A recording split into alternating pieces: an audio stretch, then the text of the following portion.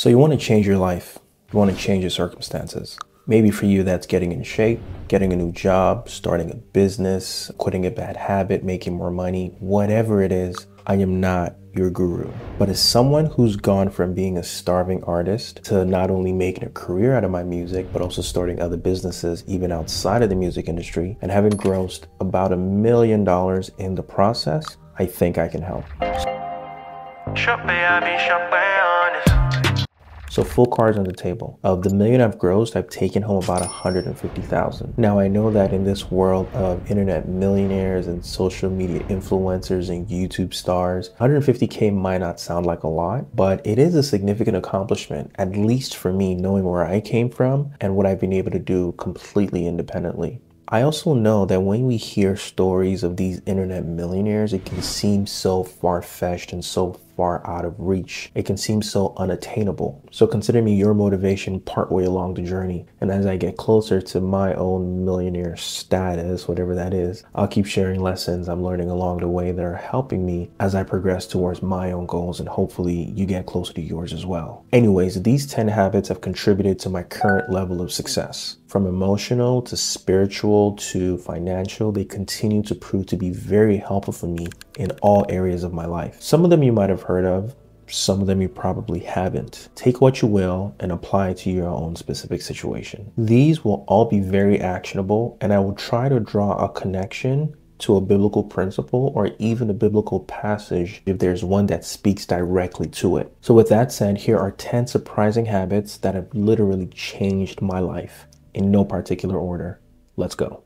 Number 1, audiobooks and podcasts over music. Blessed is the one who finds wisdom and the one who gets understanding. Proverbs chapter 3, verse 13. Listen, I'm an artist. I love music. I make music. And in fact, if I don't listen to music for a sustained period of time, I get very blah, very lethargic, as my wife, and she'll tell you. So I literally need music to continue to remain sane. But a couple years ago, I started substituting some of my music listening to podcasts and audiobooks instead. It's absolutely crazy the amount of valuable knowledge and information that is out there for the curious mind. You can learn almost anything that you want to learn, either for the purpose of implementing it for yourself or just staying informed of all of the new opportunities and just keeping your mind knowledgeable of all the new things and new opportunities that are out there in the world. And so as someone who's on a continual journey of growing and stewarding the gifts that God has given me, I found it very life-changing to take on this attitude of continually learning. And one of the easy ways I do this is just by using some of my downtime to do something educational. So for example, when I'm driving, when I'm doing chores, I'll listen to something educational instead of just listening to music. And there's absolutely nothing wrong with using your downtime to listen to music to be refreshed. I do the same thing as well. I just know that for me, I'm just so obsessed with redeeming and optimizing as much of my time as possible. And so as a result of that, I substitute some of my music listening for podcasts and audiobooks instead. Number 2, video games. I touched on this in a newsletter, so you should sign up for my newsletter if you're not already signed up, and kind of touched on it a little bit in a previous video, so I won't spend too much time on it. But basically, being obsessive about goals and personal development and growth is great, but it does have its challenges. Namely, it's very, very difficult to turn the brain off, to turn my brain off. And so we as humans need what I like to call intentional distractions. These are things that by nature help us take our minds off like intense tasks, like high energy tasks that require full focus, and allow us to take our mind off it and hopefully relax in something that brings us peace and brings us relaxation. So good intentional distractions have 3 qualities. Okay, number 1, you genuinely love and enjoy doing the thing. Okay,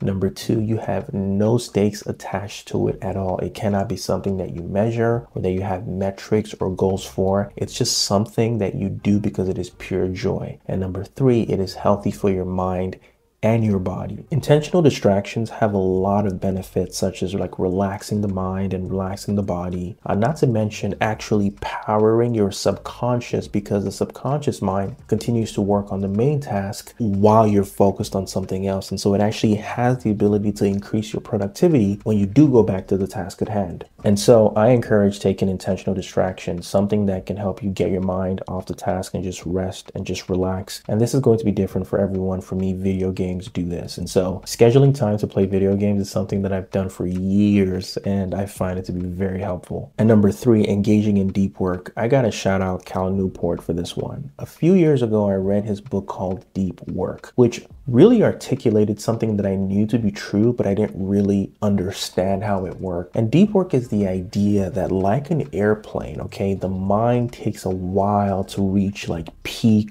optimal efficiency and creativity. So what a plane would call cruising altitude. And so at the start of a workday, it's very common to find yourself very frequently distracted between emails and social media and phone notifications, not to mention if you work at home, friends and family. It can be very, very difficult to kind of like focus on the task. And before you know it, hours have gone by and you literally have nothing to show for it. Cal discussed in his book that every time you get distracted, it's like stopping the engine. And when you return to the task, it's like starting the engine again. Now imagine trying to drive or fly somewhere doing this, starting and stopping and starting and stopping and starting and stopping. You wouldn't get anywhere. And this is the case with the mind. Our brains need prolonged focus in order for all of the neural connections to start firing properly and efficiently before we reach that zone of peak creativity and efficiency. And if you've ever experienced that zone of peak performance and peak creativity, then you know exactly what I'm talking about. It is absolutely amazing. Ideas are flying, your brain is synthesizing information so quickly, you just feel as though you're just flying through your task because you're totally locked in, totally zoned in. That zone of deep work is so empowering if you've ever experienced it before. And after a period of deep work, when you come out of it, it's so refreshing. It's kind of like coming out of water and like catching your breath, but then you look back and you see just how much you accomplished during that period when you were totally zoned in. But the key is pushing past that initial period of the wandering mind and unhealthy distractions to achieve that zone, in the same way that a plane has to push past the drag of air resistance in order to take off. And so for me, here are some things that I do to achieve deep work at the start of a workday or at the start of any major task. Yo, quick interruption before we go back to this video. I am releasing a new song called 10. The song is really just about remembering what you bring, the value that you bring to a relationship, but doing that in a way that's kind of like not super arrogant and super selfish, but still kind of realizing that, hey, you know what? I do bring a lot here and I think that should be recognized. So be sure to check out 10, pre-save it if you're watching this before it drops, or just stream it if you're watching this after it's dropped. The link for that is in the description. Back to the video. Number 1, I put my phone on DND, on Do Not Disturb. Number 2, I put on my noise canceling headphones, and then I start my favorite productivity playlist. It's a non-vocal techno music that really just kind of gets me going. And then number 4, I minimize or close any unnecessary windows or tabs that aren't relevant to what I'm working on. So the only thing I'm seeing is that specific thing that I'm working on. And this habit of deep work has literally been so revolutionary for me and is one of the secrets behind my efficiency. Some people ask me how I'm able to do so many things between being married, having kids, and running like different businesses, and somehow everything stays on top, and somehow I'm able to keep everything going and not drop the ball. Deep work is one of the ways I'm able to achieve that. And if you need a Bible verse for this, here are a couple of them. Proverbs 14, chapter 23 reminds us that all hard work brings a profit, but mere talk leads only to poverty. And Colossians 3:23 says, whatever you do, work at it with all your heart as working for the Lord,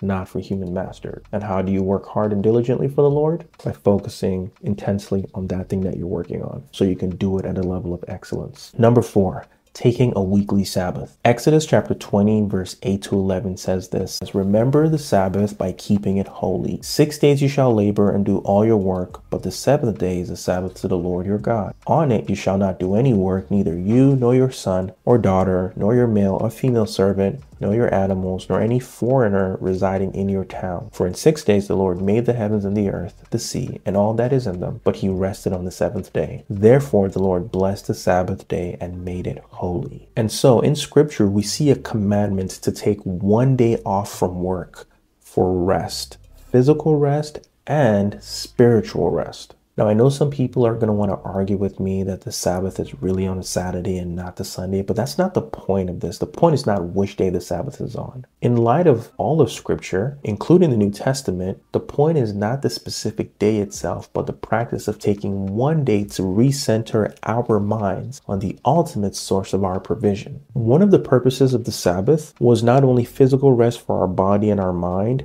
but also spiritual rest, in that it was a day used to reorient one's mind back to the Creator. And so Psalm 75, verse 6 to 7 reminds us that promotion does not come from the east, nor from the west, nor from the south, but God is the judge, and he puts one down and elevates another. And then we're also reminded in Ecclesiastes chapter 9, verse 11 of the following. It says, "The race is not to the swift, nor the battle to the strong, nor bread to the wise, nor riches to the intelligent, nor favor to those with knowledge, but time and chance happen to them all." That's a way of just saying it's not really in your skill. Time and chance happen to all. But who controls time and chance but God, right? And so God commanded that we take a day to stop, okay, to stop our work, so as to remind ourselves, okay, that it is not solely in our own striving, in our own doing, that we will see the results that we want in business, in work, in goals, in whatever. We must work, but we must trust in God ultimately for our provision. And this is what the Sabbath, the day of rest, is intended to do. And I think this message is so relevant, especially in this day, in this world of hustle culture, in this world of entrepreneurship, in this world of goal setting and ambition. It's important to remember that God is the ultimate source, and that he has commanded us to take a weekly Sabbath to remember this. And interestingly, it's no surprise that the scientific literature and just lived experience shows this to be a very positive thing and necessary thing. Burnout is a real thing and a real risk for those of us who just want to keep going and just keep working endlessly. But those who learn to take breaks are more likely to succeed in the long run. But I also believe there's a spiritual element to it as well. I believe God blesses those who take the Sabbath, not just in the restoration that comes from rest, but in the obedience that comes from resting in him, in resisting the urge to only trust in our own efforts. Woo! That was a lot of teaching, I know. So let me bring it home. I have personally found this to be the case in my life. I cannot tell you how many times opportunities and new ideas have come to me on my Sabbath. So on days where I'm not working, well, I'm trying not to work and taking time to rest, to read my Bible, to go to church, to meditate, and boom, something seems to just fall out of the sky. A new opportunity or a new idea presents itself that just radically changes things for me. And so I started practicing the habit of a Sabbath, which is one day a week of zero work a couple of years ago, and I've been so much better for it. And in case it's not clear, a Sabbath is not just like a weekend off to chill and relax. Like, while that is a part of it, right, to like rest, the biblical definition of a Sabbath cannot be removed or separated from the spiritual disciplines that go along with the rest. So things like reading my Bible and fellowshipping with other believers and deeply meditating on God's word and prayer and all of those spiritual disciplines that accompany just the act of resting. All of this is what comprises the Sabbath. Number 5, journaling. I've done this on and off for years, and it's a basic habit that I use when I find that my mind is particularly anxious or just racing. Writing down my thoughts and my feelings just helps me understand them and process them better, because confusion and anxiety tend to thrive in chaos and uncontrolled energy. So when you're feeling anxious and unsettled, it can be very helpful to write things down. Now, I'm not a psychologist, so I can't speak to this with any level of like, I guess, kind of scientific credentials. But what I do know is that there's something about seeing things outside of your own head that is very, very clarifying. You can see your own thoughts in the light of day, whereas in the mind, it can be very elusive and very difficult to pin down or make sense of it all. When your mind is racing or you're anxious, it's kind of like being in a mansion, right? And you're hearing sounds and noises from all of these different places, something from here and whispers, and you don't quite know what you're hearing. You don't have clarity on the sound, but you know there's something here and there, and it's just kind of like this chaos of noise. Journaling is like meticulously going through all of the rooms in the mansion one by one, and then pulling and gathering all of those things and then dumping all of them in the foyer, and now you can see all of them in the light of day. So rather than these distant, unclear noises, you now see it all in one place, and then you're able to process and make sense of it all. And on top of that, here's a super high level hack. Journaling is also very helpful with something called metacognition. Metacognition is the act of thinking about how you're thinking. So you're not just thinking about a thing, but you're thinking about how you're thinking about that thing. And so for me, simply by having clarity on what's in my mind, I can now not only assess the thing itself, but I can assess how I'm thinking through the thing. So here's a simple example. So if my wife says something in passing that kind of triggers something within me, maybe insecurity or discomfort or irritation or whatever, I found that simply leaving it in my mind and just kind of like trying to push past it doesn't help things. And eventually I end up acting a fool later on. However, it just sort of festers and looms in the dark because I'm not really processing it or addressing it. It's just sort of looming in the dark. And then I end up doing something or saying something stupid and foolish and unwise later on. But if I write it down, okay, like physically write it down, I can then begin to ask myself kind of like a series of questions. I can ask myself, what did she actually say? What was the context of what she said? What do I know about the kind of person that she is? Is my emotional response proportional to what was actually said? That's metacognition, and so on. And so you see how this can help you just better understand your own mind? And now, I don't do this perfectly. Okay, I'm not perfect, but at least I try. And this is just one example of how I use journaling to bring peace, clarity, and order to my mind. And a clear mind is the start of a changed life. Number 6.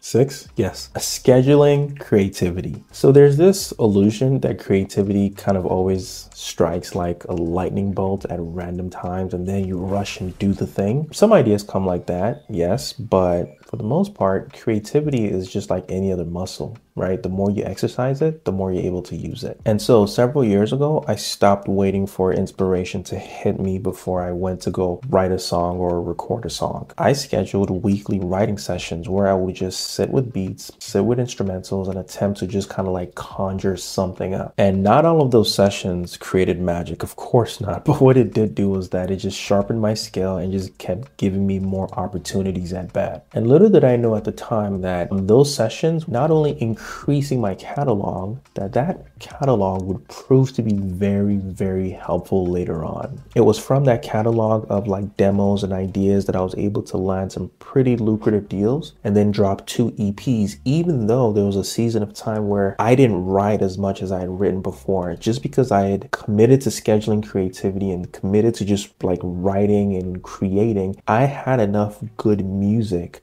that I could then use to get some deals and then drop projects just from things I had already started working on or almost completed, because I was approaching my creativity in a very structured way. It's the basic saying, if you stay ready, you ain't got to get ready. And so approaching creativity as a workday can sound kind of counterintuitive, but it's actually a secret of pretty much all of the greats. So just schedule it in. Whatever that is for you, just schedule it in and just do it. You'll be sharpening your skills, developing your assets and intellectual property, and not to mention just developing the discipline of consistency, right? Which is a very transferable skill no matter where you go, no matter what you end up doing. Schedule creativity. Number 7, boxing/working out/exercising. This one is pretty obvious, so I'm not going to spend a whole lot of time on it. The Bible tells us that we are to be good stewards of our time, talent, and treasure, and part of that is our physical health. It's our physical body. You have to take care of it, just like you are to take care of anything else that God has blessed you with. And so staying active makes you feel good, makes you perform better. You're more focused, you have more energy, and it just gives you an increasing sense of accomplishment. The more difficult things that you're able to do, the more your confidence grows. It's just natural. And so doing difficult things like committing to exercising regularly will just boost your confidence, which will actually bleed into other areas of your life. Here's a hack. Record yourself working out, okay?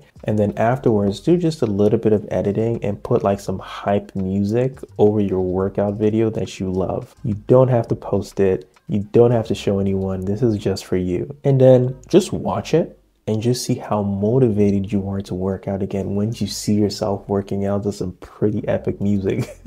It'll make you want to work out more, I promise you. And then save that video and then watch it again when you don't feel like working out, when you're not in the mood to work out. Just go watch yourself working out to some pretty dope music and it'll fire you up. I may or may not have done this several times. Number 8, I stopped saying can't. I got this one from Robert Kiyosaki's book, Rich Dad, Poor Dad, and it rests on the idea of rewiring one's brain from accepting defeat to instead defaulting to problem solving. Robert mentions that whenever a human says can't, what you are in essence doing is that you are sending a message of finality to the brain. It's like, if it's a simple can't, then there's nothing else to discuss. There's nothing else to do. The brain and the person accept the finality of the situation. But simply substituting the word can't with how stimulates the brain's problem-solving capacities. As opposed to I can't do this, it becomes how can I do this? You see the difference? One is immediately pushed to start thinking creatively, and it is through creative thinking that innovation and progress are made. And I have personally seen this manifest in my life. Before my wife and I purchased a property a few years ago, I immediately thought we can't do this when I looked at the asking price and I looked at how much we had in our savings at the time. But when I was speaking to my brother, he reframed it as a how instead of a can't. And that simple action of him helping us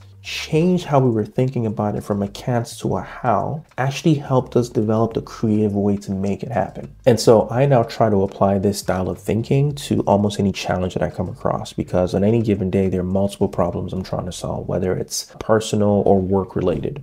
And asking the question how is reprogramming my psyche to see solutions instead of giving up. And of course, this doesn't mean that I end up doing everything that comes across my desk. What it does do is that it equips me to problem solve and assess if I in fact want to do something based on the time, money, and opportunity costs associated with it, as opposed to simply writing it off out of fear of failure, which is honestly for a lot of people at the base of why they say I can't do this. It's not because they can't, it's because they're afraid to fail. And so even though I may not end up doing everything, I at least have the opportunity to think through if I want to do this based on the time, financial, and opportunity costs. And I made a video about how I make decisions by considering 3 factors: the time, financial, and opportunity costs. So be sure to check that out. But anyways, even though I credited this idea initially to Robert Kiyosaki, the truth is the idea goes way, way, way beyond him. For as a man thinks, so he is. Proverbs 23 verse 7. Your mind will determine your actions, which will determine your reality. Number 9. Trying new things and expanding my skill set. And the popular quote, no pain, no gain, is actually very true. Growing requires discomfort, and one must be willing to stretch themselves beyond even what they imagined. When I started my entrepreneurial journey over a decade ago, I was a pure artist. In fact, I didn't call what I was doing entrepreneurship because I didn't see it that way. And over the years, I'm thankful that I've been able to accomplish a lot of things with my music, and I'm continuing to grow and continue to work on it. But over the years, I've also had to add on additional skills and additional businesses. The pandemic in particular really slowed down some of my music momentum, and so I was forced to adapt. It was at that time that I started a clothing line, and as a result of starting a clothing line, I really began to learn a lot about what it takes to actually run a successful clothing line. Part of that journey also meant that I had to learn new digital marketing skills beyond what I already had at the time. And so skills like email marketing and paid ads. And I'll be honest, like, as painful as it's felt sometimes to not only do music exclusively anymore, I'm actually quite thankful for the new skills and opportunities I now have,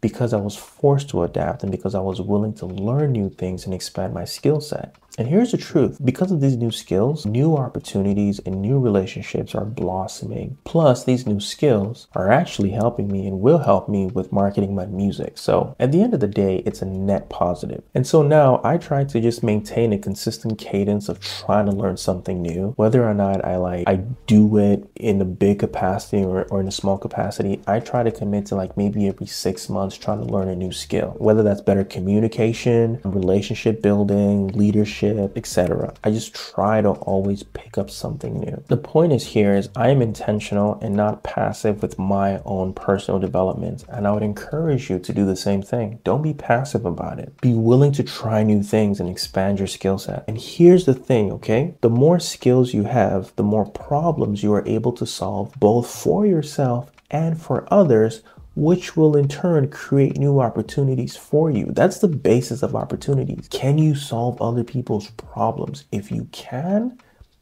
the world is your oyster, as they say. And so new opportunities will always present themselves, and you will know and be able to take advantage of them. This has been the case for me with stacking my skills, from speaking to writing to just music performance to business development and more. There's no loss when it comes to skill acquisition and personal development. And last but not least, number 10, defaulting to action. No one ever built anything of substance in their head. Defaulting to action is closely tied to trying new things because the best learning happens by doing. When I learn something new, I try as much as possible to immediately implement as much of it as I can. And then when I hit a wall, I stop, go back, do some more learning, and then I continue to apply the new thing I just learned to go a little bit further than I was before. It sounds really basic, doesn't it? But you would be surprised how easy it is to just amass and pile on all of this head knowledge, especially in this time of YouTube University. There's so much valuable information out there that it's easy to get caught in this loop of just constantly learning but delaying the doing. And that's because the learning gives us a small sense of accomplishment because we have committed the time to learn something of value. But don't stop there. Don't let the small dopamine spike make you feel as though you've accomplished anything. Next